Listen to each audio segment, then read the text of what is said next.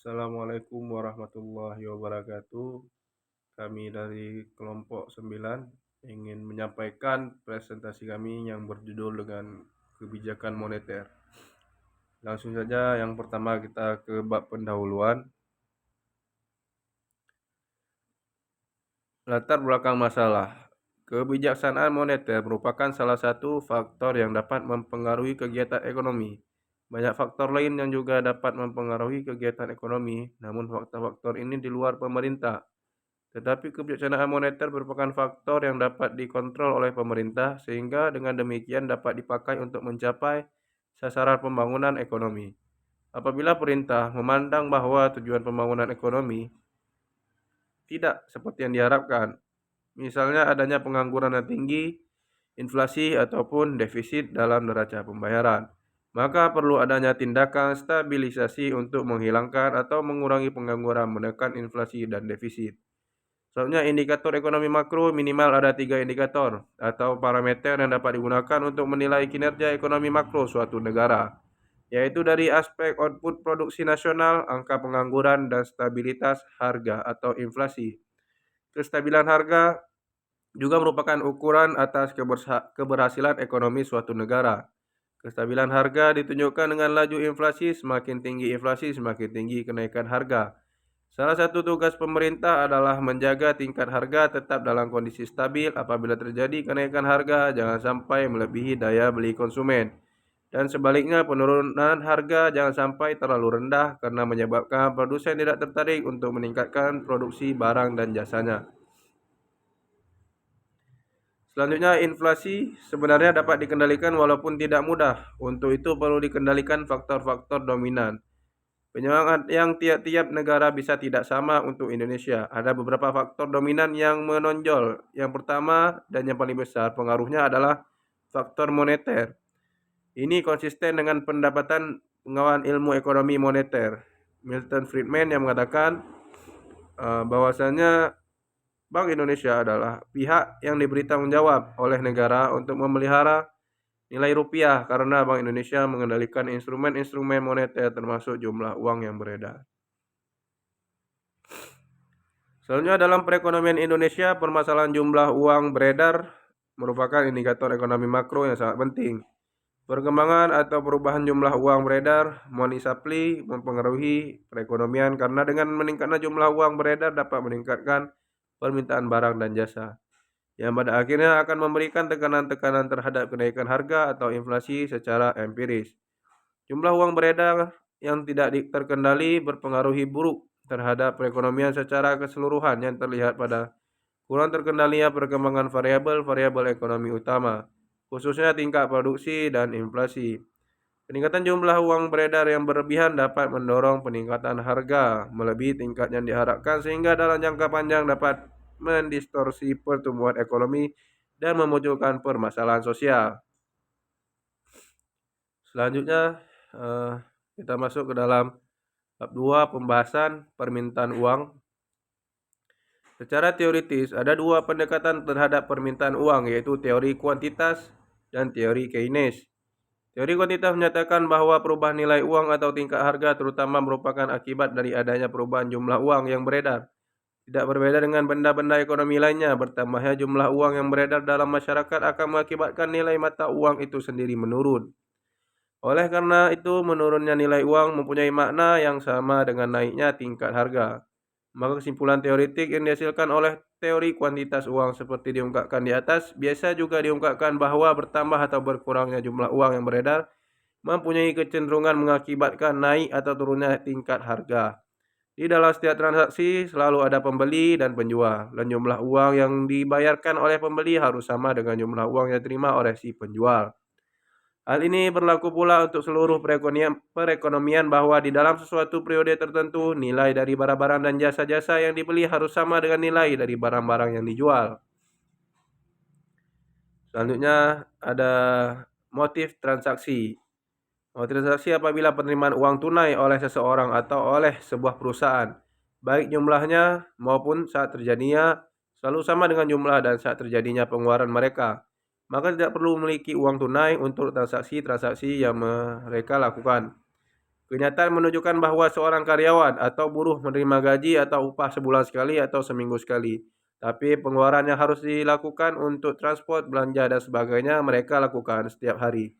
Demikian pula halnya dengan perusahaan dapat dikatakan tidak pernah jumlah penerimaan dalam satu hari persis sama dengan jumlah pengeluaran pada satu hari yang sama.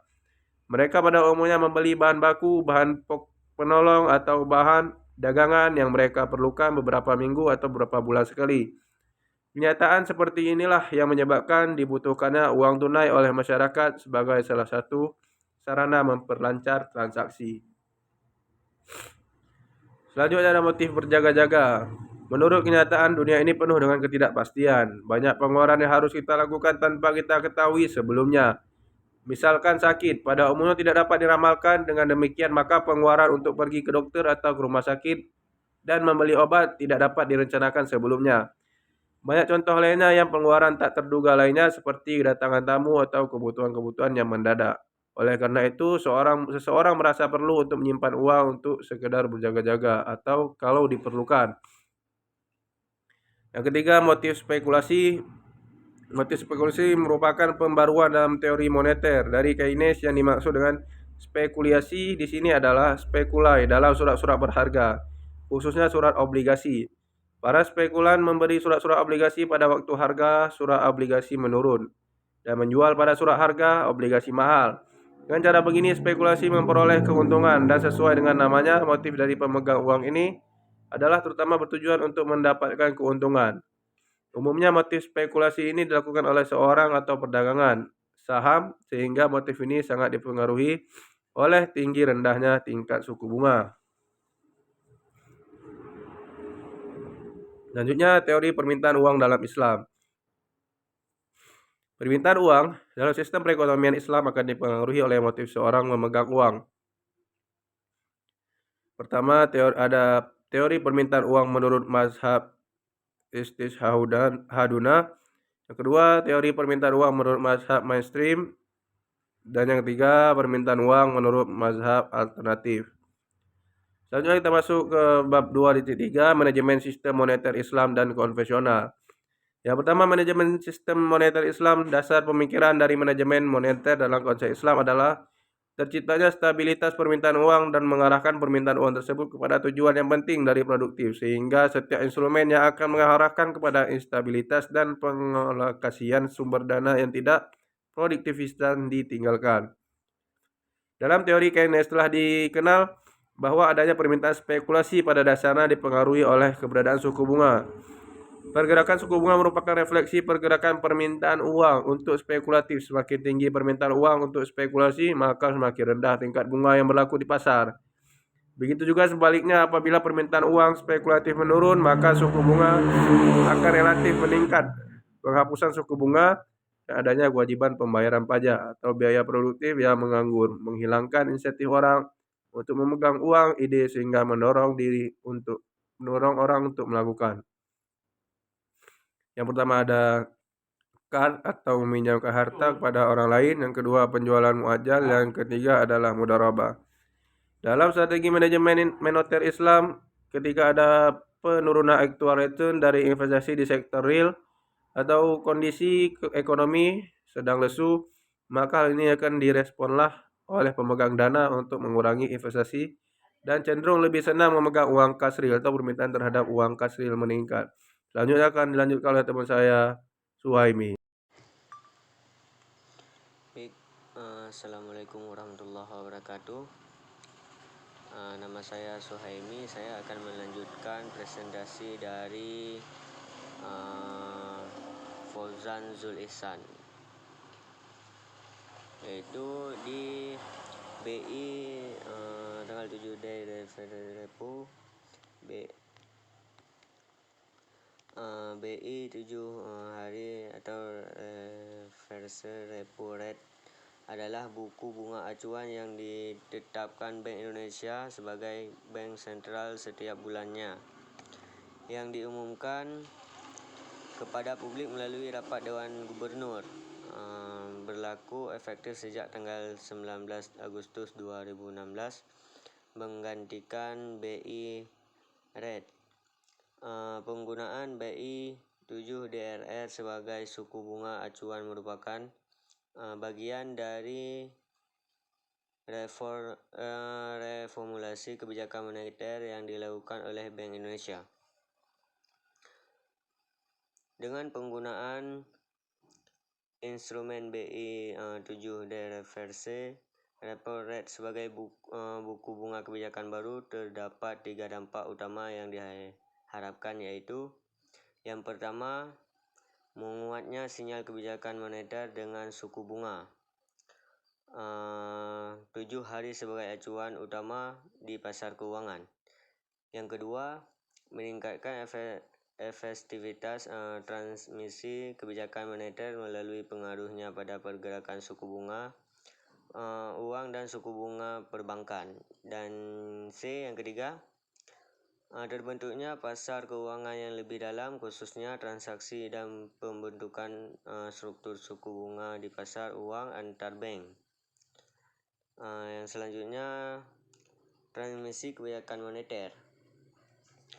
Kajian mengenai mekanisme transmisi kebijakan moneter pada mulanya mengacu pada peranan uang dalam perekonomian. Yang pertama kali dijelaskan oleh Quality Theory of Money. Dalam perkembangan lanjutan dengan kemajuan di bidang keuangan dan perubahan dalam struktur perekonomian, terdapat 5 seluruh mekanisme transmisi kebijakan moneter yang sering dilakukan. Yang pertama yaitu ada saluran uang. Saluran ini mengacu pada domisi peranan uang dalam perekonomian. Yang pertama kali dijelaskan oleh Quality Theory of Money. Teori ini pada dasarnya hubungan langsung yang jelas sistematis antara perhubungan uang beredar dengan inflasi yang dinyatakan dalam suatu entitas yang dikenai sebagai the equation of exchange.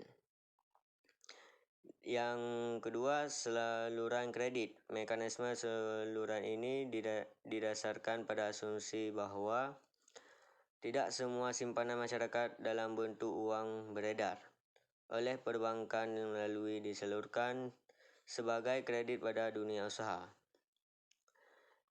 Yang ketiga, saluran suku bunga. Saluran ini lebih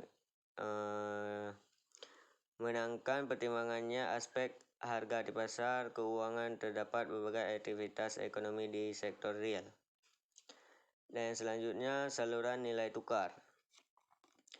Saluran ini menekankan pentingnya pengaruh perubahan harga aset finansial sebagai aktivitas ekonomi. Dalam kaitan ini, pentingnya saluran ini nilai tukar dan transmisi kebijakan moneter terletak pada pengaruh aset finansial dalam bentuk valuta asing yang timbul dari kegiatan ekonomi suatu negara dengan negara lain. Yang selanjutnya, saluran aset harga. Transmisi ini terjadi karena penanaman dana oleh para investor dalam portofolio investasinya tidak saja berupa simpanan di bank dan instrumen investasi lain di pasar uang rupiah dan valuta asing, tetapi juga dalam bentuk obligasi, saham, dan aset fisik. Yang selanjutnya, saluran ekspektasi. Dengan semakin meningkatnya kegiatan pastian dalam ekonomi dan keuangan, saluran ekspektasi semakin penting dalam mekanisme transmisi kebijakan moneter di sektor real. Para pelaku ekonomi dalam menentukan tindakan bisnisnya akan berdasarkan pada prospek ekonomi dan keuangan ke depan.